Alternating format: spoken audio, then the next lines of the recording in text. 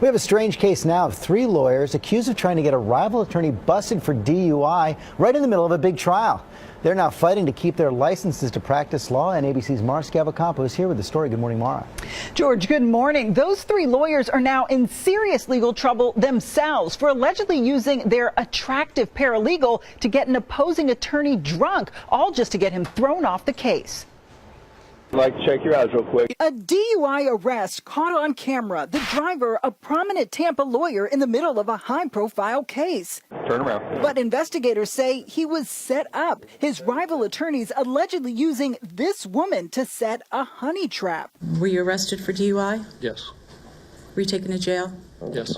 Now, this morning, these 3 lawyers could lose their licenses and could even be facing possible criminal charges. In January 2013, Phil Campbell meets Melissa Personius, a paralegal at that rival law firm, at a Tampa restaurant. According to investigators, she allegedly became overly friendly, socializing and drinking with Campbell, and lied about where she worked, all the while exchanging dozens of text messages and phone calls with her bosses. One of those bosses allegedly tipping off a police officer who waited to pull Campbell over, busting him for DUI. Campbell was behind the wheel of the paralegal's car, which he says he was only driving because she was too drunk. I did not want, at least on my watch, my responsibility to have her drive the car. Charges against Campbell were later dropped, but now the Florida Bar Association is going after the rival lawyers. Based upon advice of counsel, I invoked my Fifth Amendment right. 2 of the 3 refusing to answer questions on the stand, the third admitting Tuesday that while he didn't give the order to set Campbell up, he didn't do anything to stop it. That's a mistake that I made that evening.